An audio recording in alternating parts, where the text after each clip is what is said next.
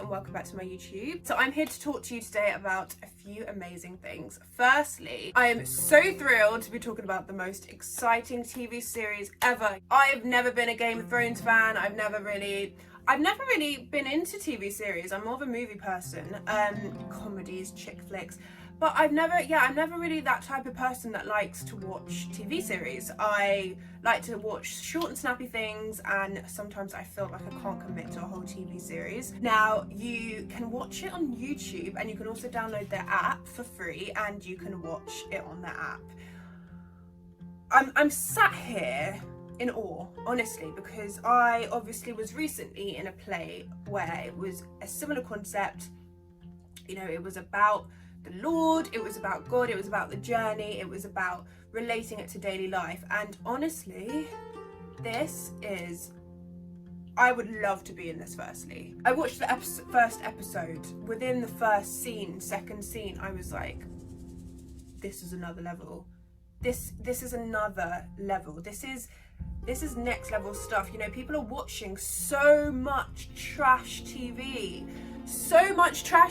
Like, you've got your Love Island, you've got your Big Brother. I mean, I have friends and I have, you know, people that I know that love that kind of stuff, but it's just absolute trash. You know, when I was watching I haven't even said what it's called, but when I was watching this specific program, you could feel God's presence. You could just feel wonders being worked, and honestly, it's the most stunning thing I've ever watched. And I cannot wait for series 2. I literally cannot wait. So, drum roll please. Oh, my flowers are dropping off. Like, yeah, okay, I'm gonna stop that. The TV series that I'm speaking about is called The Chosen. It's literally mind-blowing. I urge, whether you're a Catholic, whether you're a Christian, whether you're an evangelical, whether you're an Anglican, whether you're whatever, Muslim, whatever, watch it. And you will see, if you watch it on YouTube, you will see the floods of comments of people that are saying like, I'm an atheist, I don't believe, I got hooked on this, I got so into this, as if it was like Game of Thrones and all those other massive, you know, multinational, international programs and series that are on. You had people that obviously were religious saying, you know, oh my gosh, this has answered so many questions, I can relate to it. You had people that, there's one character who is Matthew from the book of Matthew, the disciple of Jesus, and they've made his character have Asperger's. You know, there's people with Asperger's coming forward saying, you know, like, just, honestly, disabled people even having, you know, different views and being involved. Honestly, it's just it's actually giving me chills. I actually want to go and rewatch. I'm going to be rewatching the series again and again and again. Like, this is the kind of stuff you need to embed in your mind. This is the kind of content that we need in our minds. I'm in awe of what the director has produced, and he really is, you know, you can tell he is so close to God. God is right there in his life for him to be able to produce something like that. Honestly, it's just insane. You know, for me, there was a scene, episode 1, the last scene, and it's the story of Mary Magdalene. She was a prostitute, she had several demons inside her, and Nicodemus, one of the main characters, was basically called to do an exorcism to you know, release that and to clear her and set her free. And there's a scene at the end where she's just had enough. She's gone to the pub, you know, she's drinking her way through this because she knows that sometimes she's fine, but then like towards the evening or whenever it happens, you know, these demons take over. And honestly, she walks out the pub. No, sorry, she doesn't. So she's in the pub. She sees a man, she's going to take her glass, and the thing is, we can relate to this because we can relate to this in our own world. You know, so many young people developing addictions and things like that, you know, alcoholism, drugs, everything. So she goes to take the glass of alcohol that she's been given, and Jesus puts his hand on her and says to her, basically, stop, you don't need to do this. You're hurting yourself, basically. And she's like, what's going on? Like she could feel something from him. She left the pub, and she sees this man, because to her it's just she doesn't know it's Jesus. It's a man following her, and she's like, what? Like, what is this I'm feeling? Like, why don't I? Normally I would go and, you know, reach out to that drink and I drink it, and something's telling me to leave. So she's left, and then she's walking, and Jesus comes behind her, and she sees him, and he calls out Mary, which isn't her name. She's been calling herself Lilith.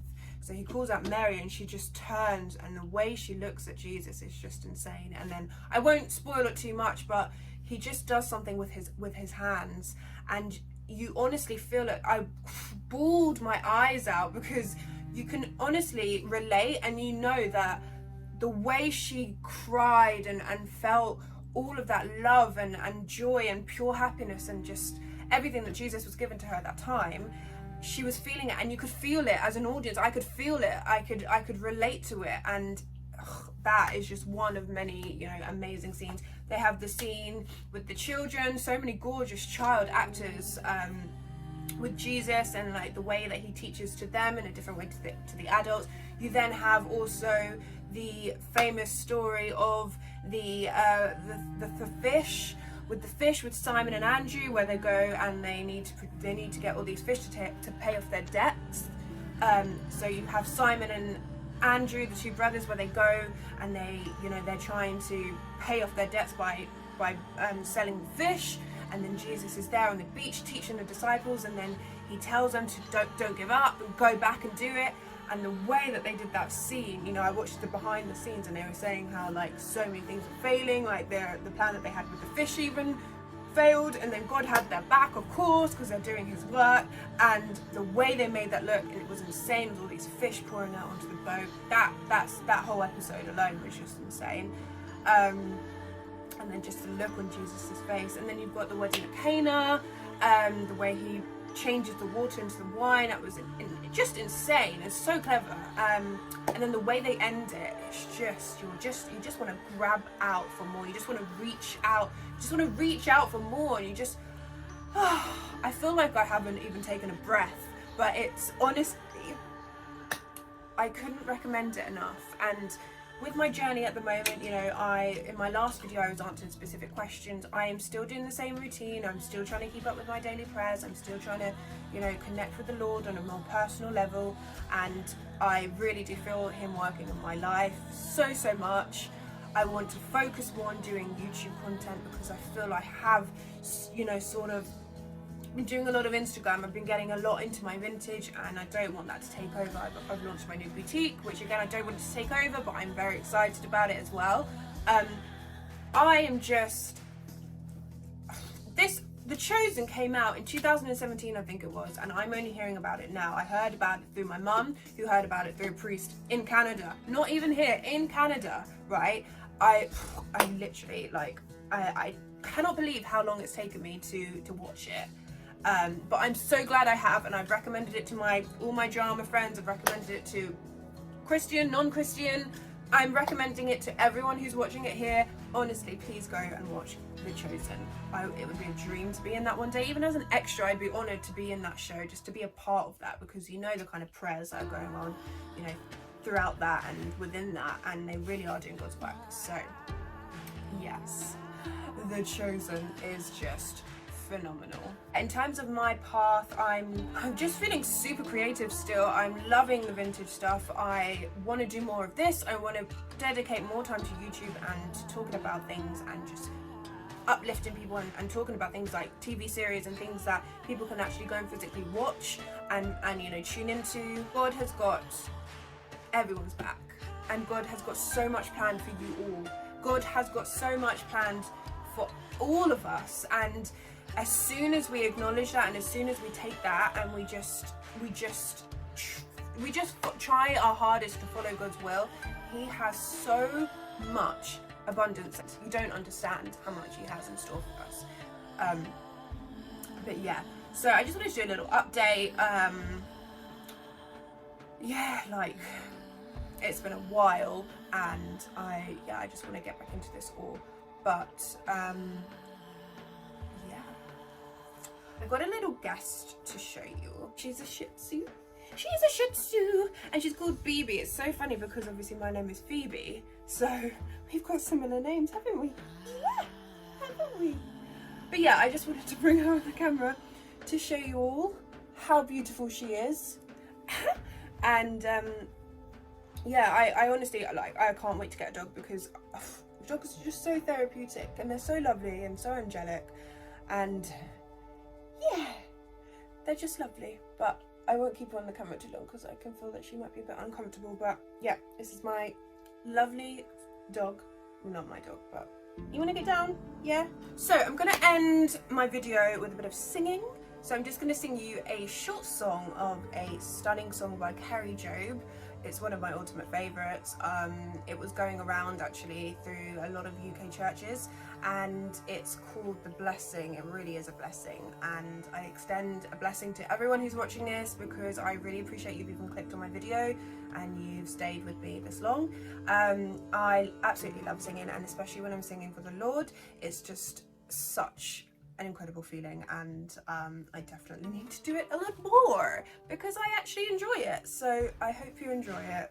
Lord bless you and keep you, make face shine upon you and be gracious to you.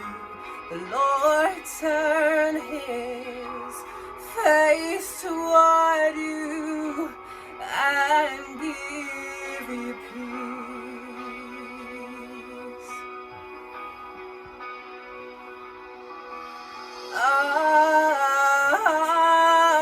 Amen. Amen. Amen. May his favor be upon you and 1,000 generations, and your family, and your children, and their children, and their children. May his favor be upon you and 1,000 generations, and your family, and your children, and their children, and their children.